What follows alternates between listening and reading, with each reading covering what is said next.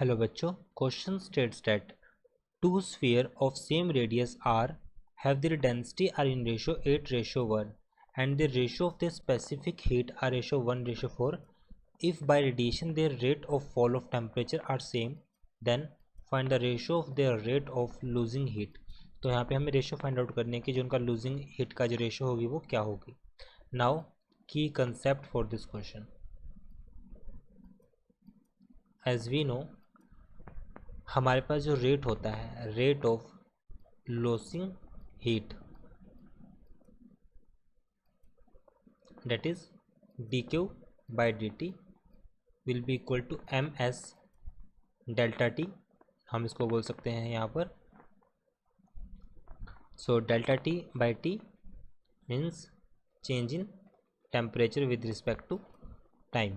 सो अब क्वेश्चन में कहा गया है कि दो स्फीयर है हमारे पास, दोनों की रेडियस सेम है और डेंसिटी हमें गिवन है. As we know, mass by volume equal हो जाएगा हमारे पास डेंसिटी.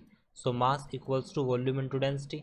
अब वॉल्यूम के लिए 4/3 pi R cube, it means volume जो होगी हमारे पास वो डायरेक्टली प्रोपोर्शनल है आर क्यूब. बट दोनों क्यूब में हमें रेडियस सेम है. अगर रेडियस सेम है सो इट मीन्स जो मास की जो रेशियो होगी that is m1/m2 will be equal to ratio of density ρ1/ρ2, जिसकी वैल्यू आ जाएगी हमारे पास 8/1.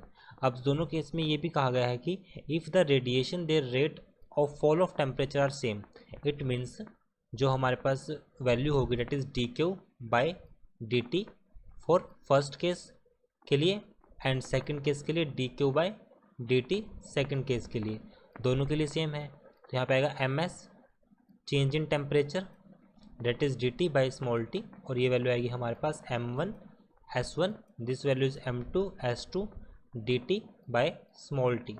सो यहाँ से हमारे पास जो वैल्यू आएगी दोनों केस में, फर्स्ट केस में और ये हमारे पास है सेकंड केस के लिए. तो हमें यहाँ पे rate of change of temperature find out करना है. So this value first and second के लिए dt by this value will be equal to m2s1. This value is m2s2 divide by m1s1. So m2/m1 की ratio कितनी हो जाएगी, because हमें m1/m2 की रेशियो गिवन है. This ratio is 8/1. This ratio is 8/1. So m2/m1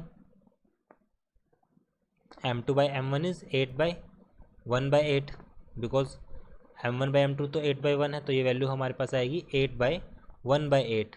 this value is 1/8 and ratio of specific heat is 1:4.